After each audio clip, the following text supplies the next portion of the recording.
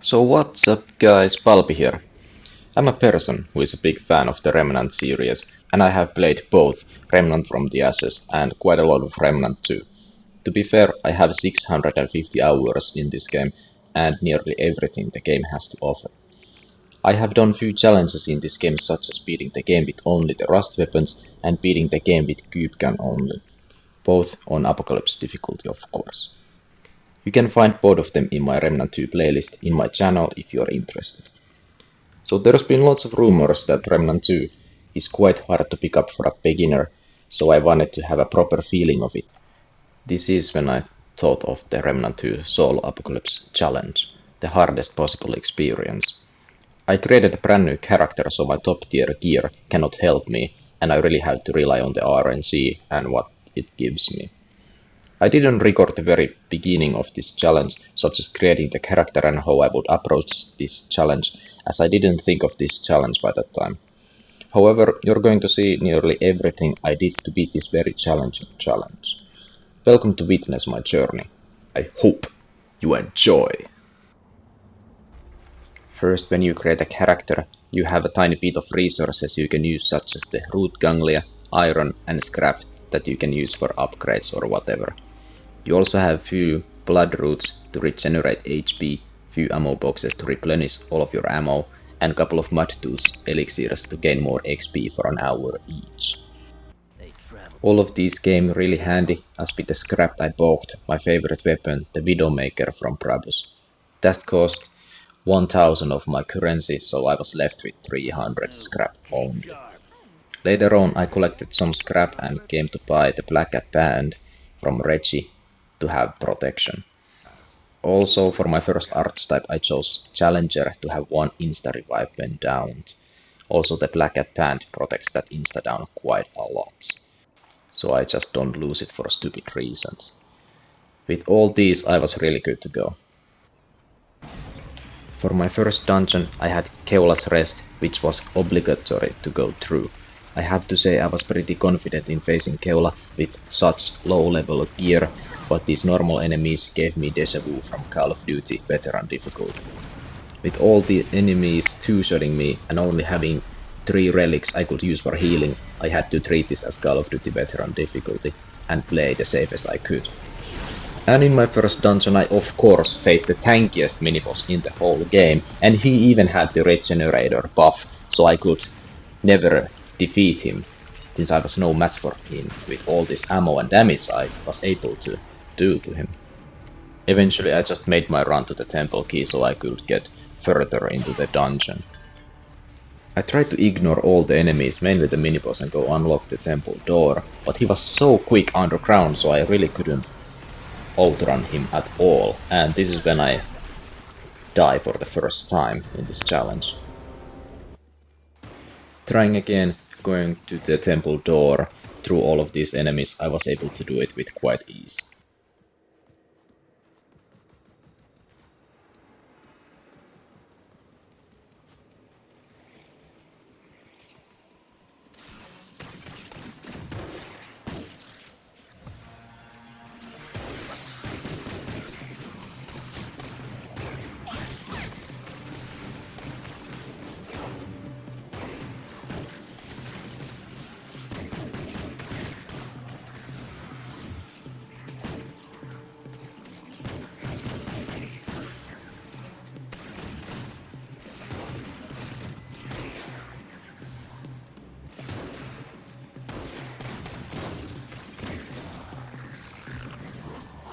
And then again I face, of course, one of the tankiest elite enemies in the game.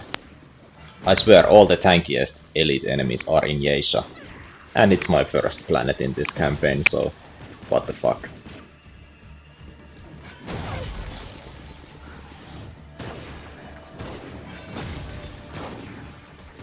I was able to defeat him regardless and run to the temple door.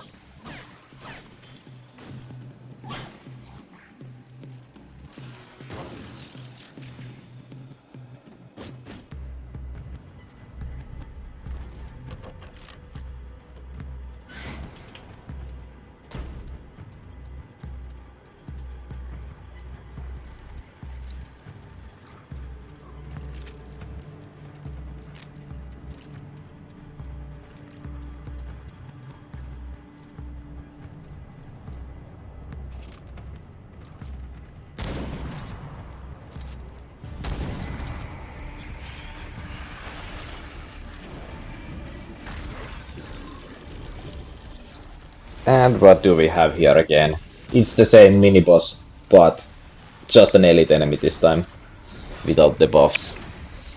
Still the tankiest enemy in the whole game, so I knew I wasn't able to do anything to him, so the best strategy I thought of was to outrun him, somehow, in this dungeon.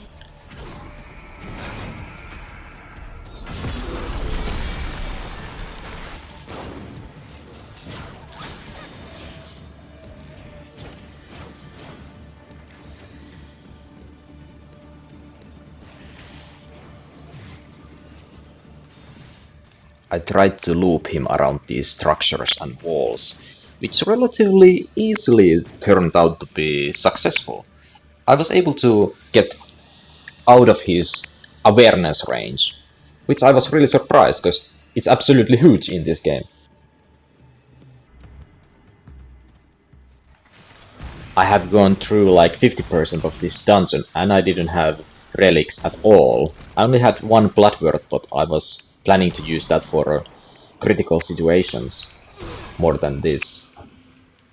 So I had to be extremely careful of my actions here.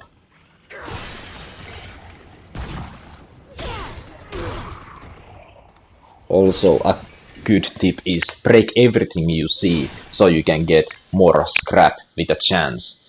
It's extremely beneficial to you in your early gameplays.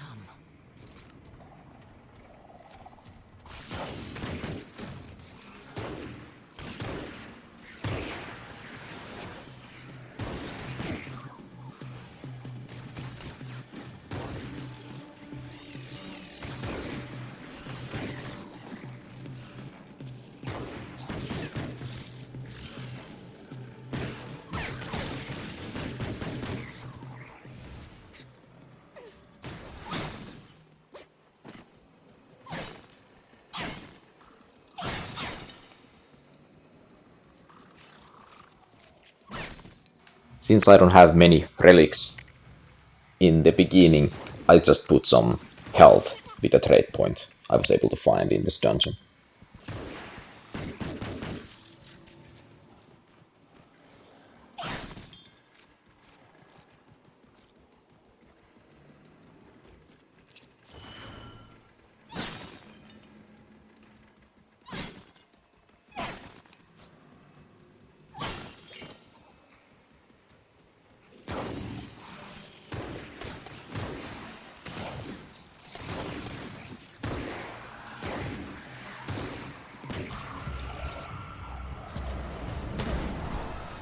Here I got a little bit threatened because I was so far in the dungeon. And then I get another mini-boss, which is Shroud.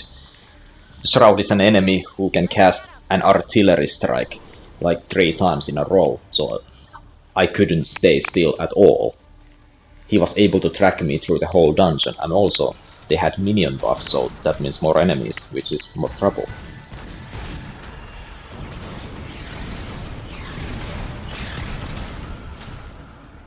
Here I notice my health starts to drain because the enemies are hitting me with the bullets. I cannot stay still because the Shroud is artillery firing me all the time, so the ammo also in my Widowmaker didn't look good at all, and the Silverback had quite a lot of bullets, so I was able to pick off a couple of enemies, but I realized I couldn't do anything to Shroud with the Silverback pistol. So my biggest strategy here was only run to the end of the dungeon to get Tear of Keula.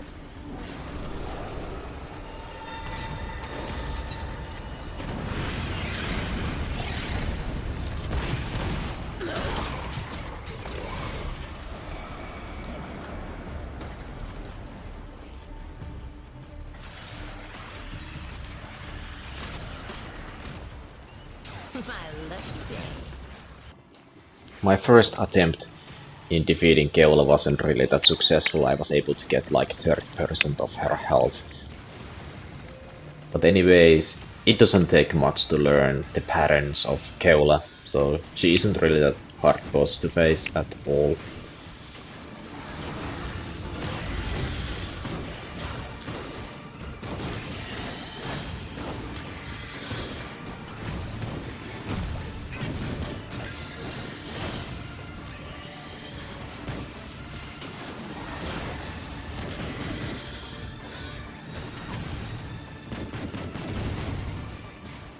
Here I lose my instapick and quite quickly I die after.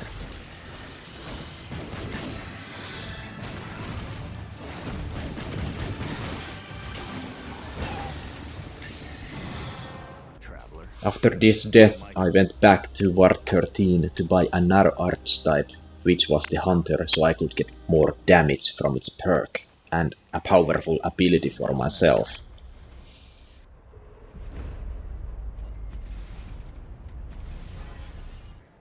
Then I went to upgrade my Widowmaker sniper with all the scrap and iron I had, so I had better chances at defeating Keola.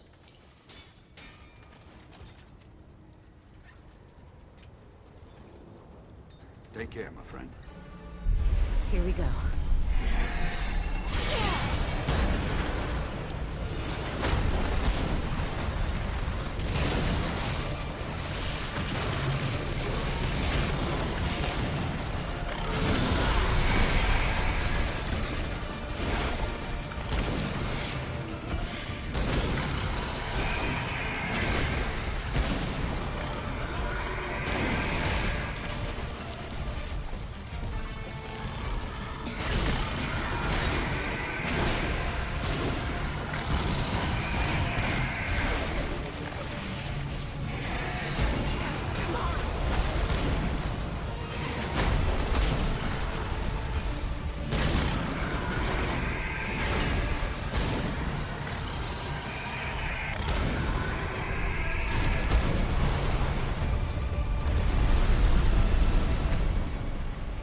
This was very good timing to heal with the relic, since Keola has that empathy buff.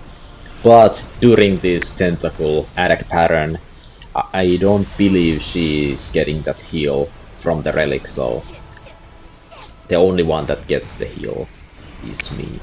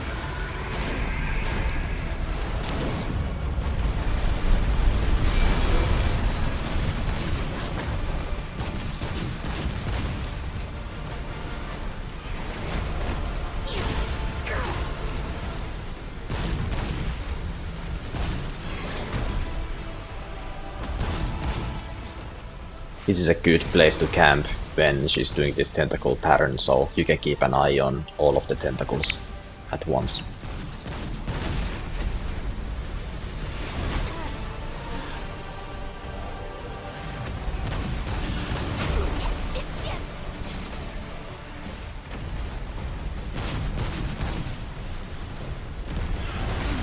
I'm in trouble.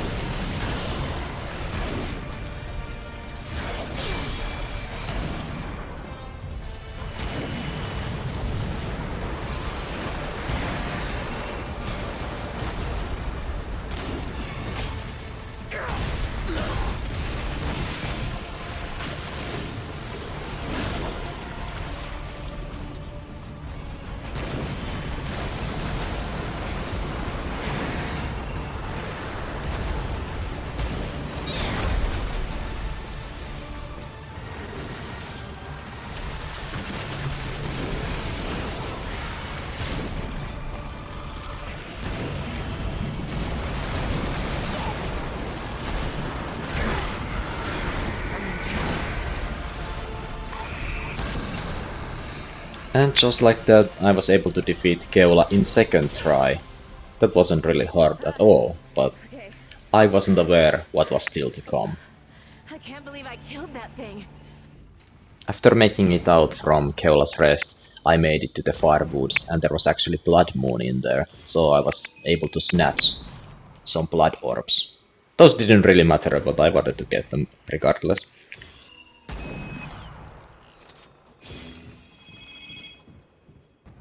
The next area I was able to discover was the Widow's Court, so I knew there was one guaranteed simulacrum in here, and also the Royal Box. And if I kept that Royal Box, I could actually plant the seed inside of it and get revive fruits when the tree grows fully. Besides that, there was so much to break, so I got tons of scrap from this place.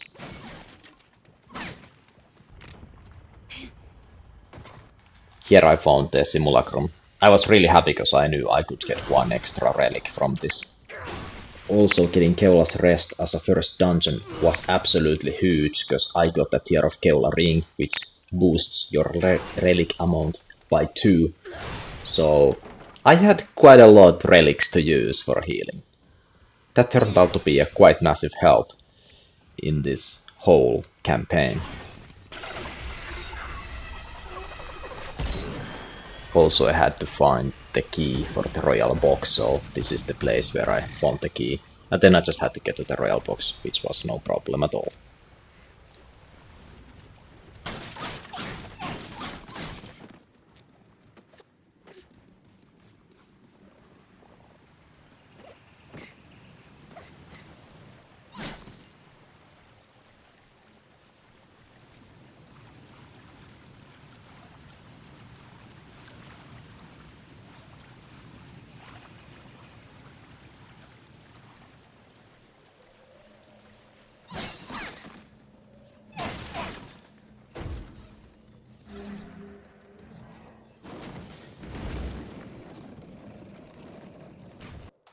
Here's the location of the box, and if you open this box and plant the seed in your garden at Warp 13, you'll get a really powerful consumables when you use those. I was able to gather so much scrap, so I went back to Warp 13 to upgrade my gear before the final boss on Yeisa. I poked World's Edge, which is the best melee weapon I could get.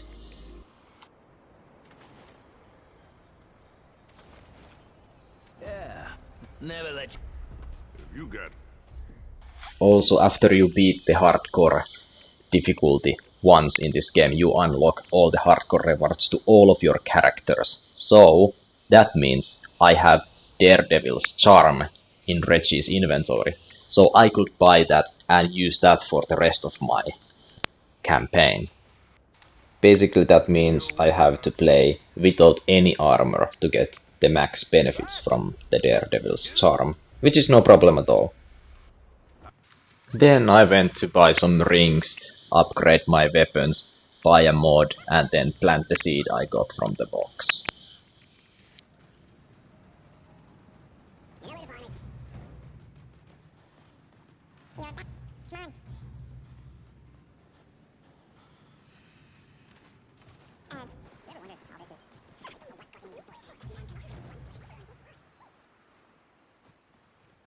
I wasn't really prepared to go against the final boss on Yeisa, the Corruptor, so I went to explore the side dungeons. Then I found Goddess's Rest, and I got this Bloodless Air mini-boss, and I was able to get quite valuable ring from him. Not good.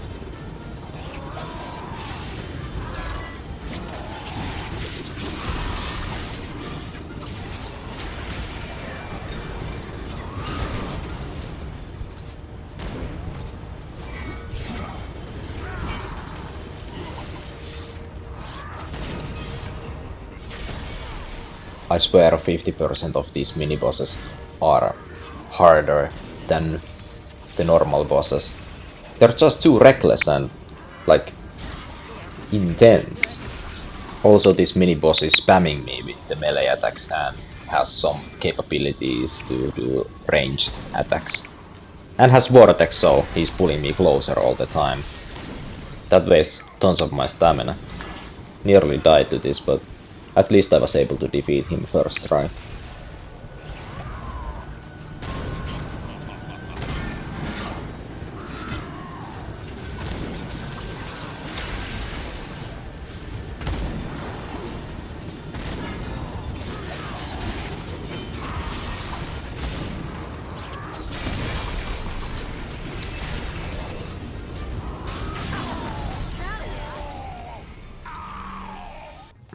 After Goddess's Rest, I went to upgrade my Widowmaker a little bit and to buy Dressure Sniper Sigil to get more damage after the fall of range. Also, I swapped a little bit of my gear to prepare for the Corruptor.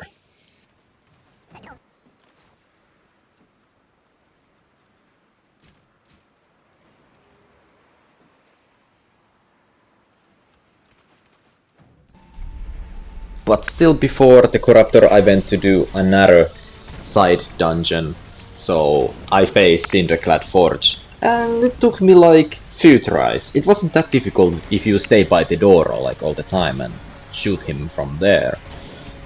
So that was relatively easy to do.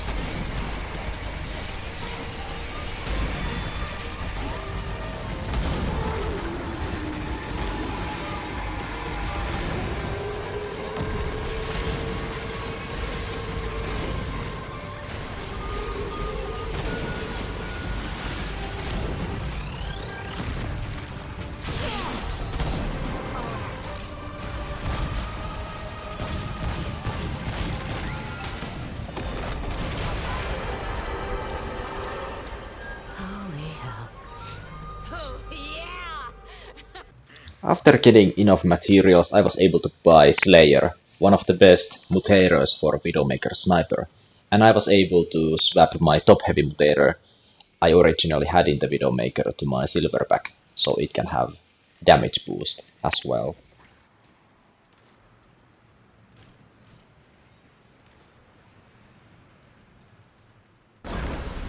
Also, I apologize because I took a little bit too short clip of this fight, but yet you can notice that Corruptor has like around 10%, 15% of HP. But still, because of the regenerator buff, this fight took absolutely long. Probably like 10 minutes or so. But I didn't realize that by the time, so the clip is a little bit shorter than it should be.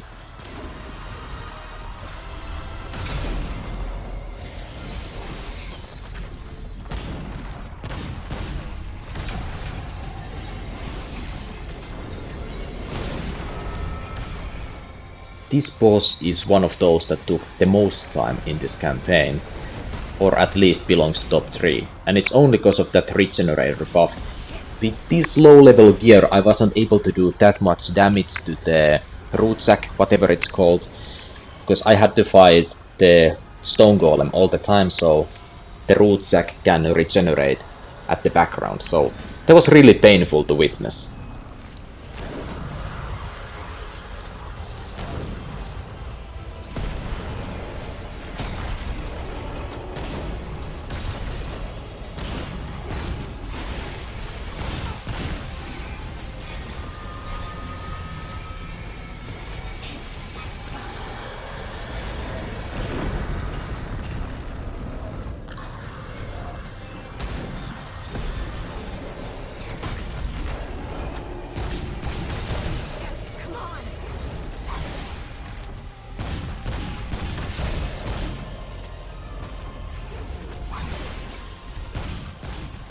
Already Corruptor has like 30% of HP back because of that regenerator buff, and I have the Daredevil's charm which gives me 30% increase to all damage, which is a huge amount, but still, this is on Apocalypse difficulty, so it's not that huge. But this was the best build I could come up with in this challenge, and it's my only world in this campaign already. Yes, I could do the adventure mode, but I believe that's cheating in this kind of challenge, so I never went to the adventure mode or never got any help with online players or anything. So I was just pushing my hardest to beat this, and I was eventually able to do it.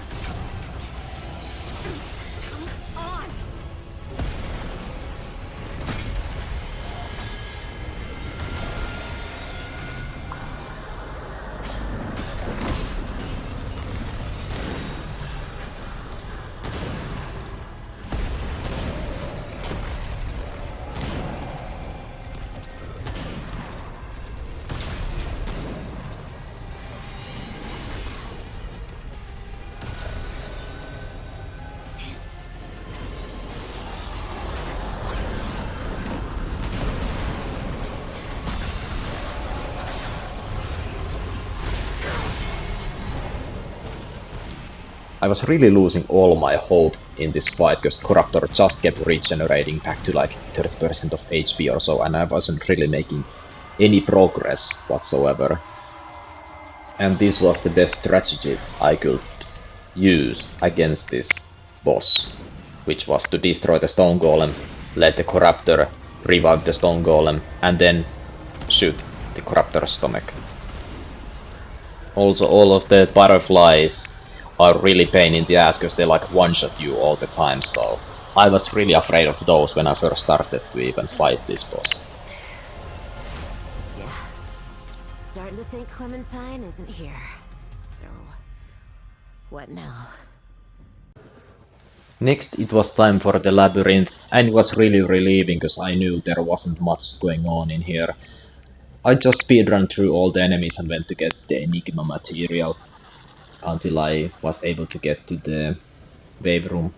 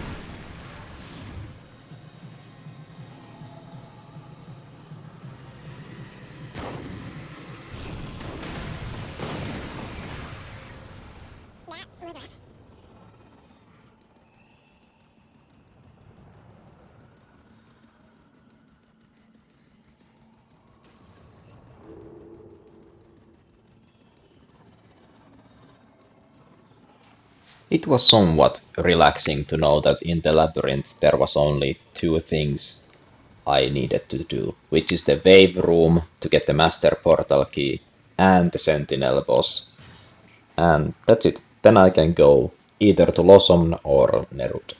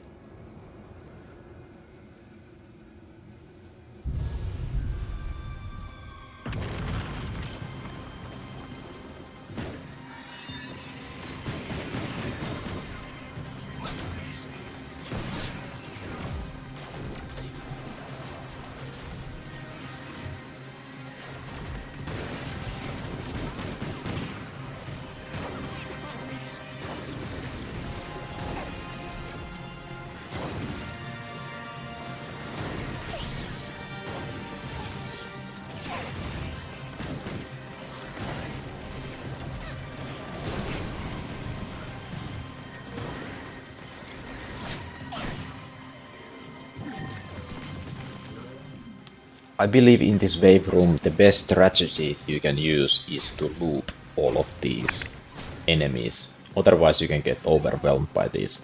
Also that rolling enemy, I didn't see that coming at all. I was like really surprised when that hit me.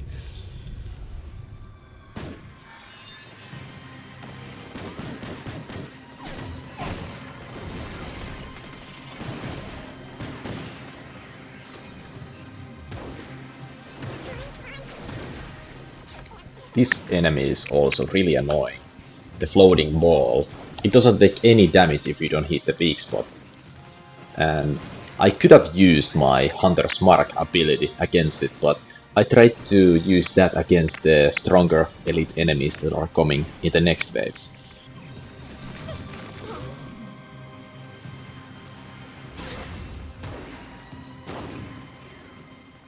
But here again I use my ability to reveal everybody, so I could plan who to take out first.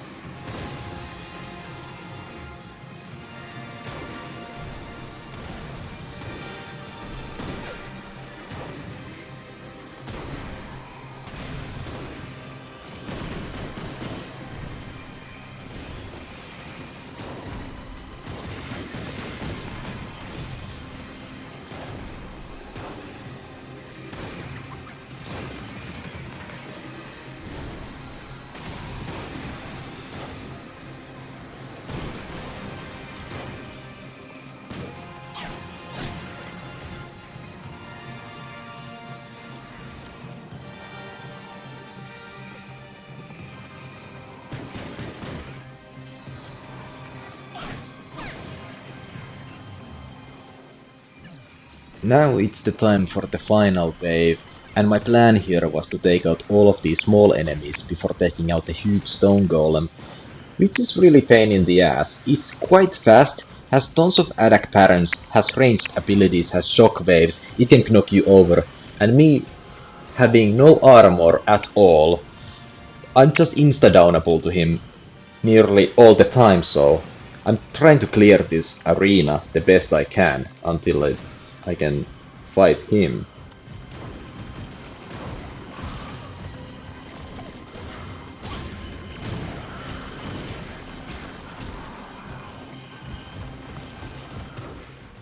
This staircase loop is a really good method to have distance to this kind of enemy, because it takes quite a long for it to drop down from the ledge, so you can just loop it around and keep shooting at him, and that's how I just do it without any effort.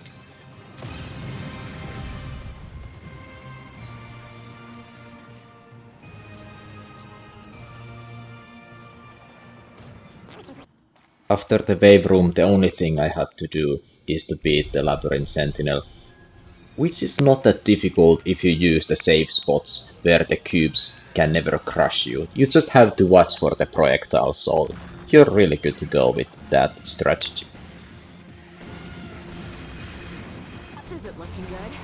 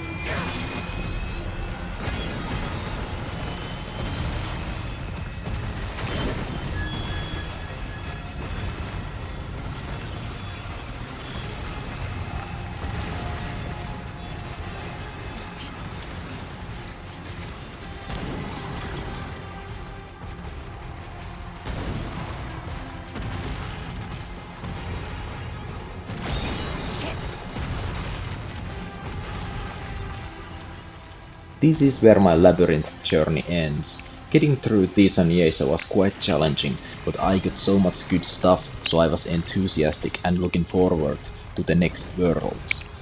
Part 2 will be published after a few days, so hopefully you are looking forward to it. This is only getting better. Without anything else said, I hope you're having a good day.